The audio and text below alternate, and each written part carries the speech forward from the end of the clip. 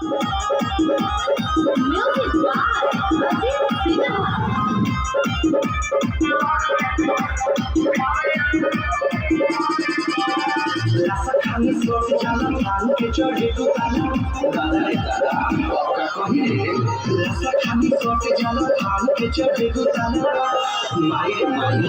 तो बाटे विदेश ये तो नया नया इल्म करे पे सीना देवाने रे देवाने रे देवाने रे देखावे आजा करे रे सीना देवाने रे देवाने रे देवाने रे देखावे आजा करे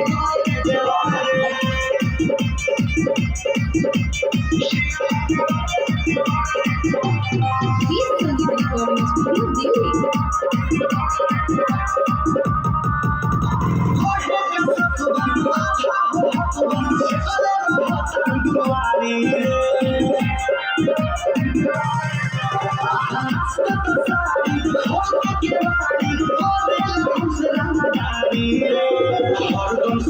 चाहे दूर ना हो टोले चाहे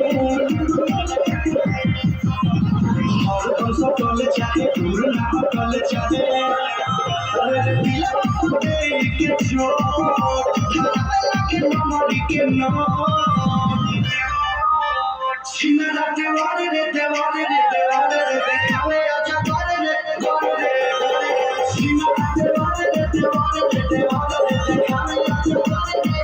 रे देवाने Please Sangeet Recording Studio, Delhi. Music by Ajit Sinha.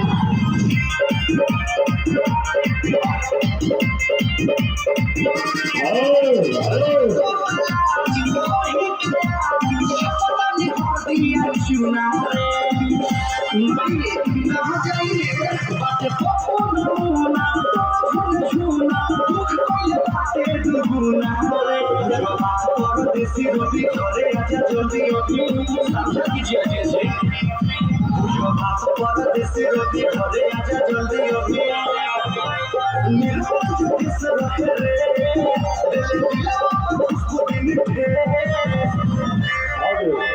सीना देवाने रे देवाने रे देवाने रे देखावे आजा करे रे सीना देवाने रे देवाने रे देवाने रे देखावे आजा करे रे देवाने खाली सोच जला खान के चढ़े दो ताला माई रे माई बाते भी दे इतना नया नया इल्म करे पे सीना देवाने रे देवाने रे देवाने रे देखावे आजा करे रे सीना देवाने रे देवाने रे देवाने रे देखावे आजा करे रे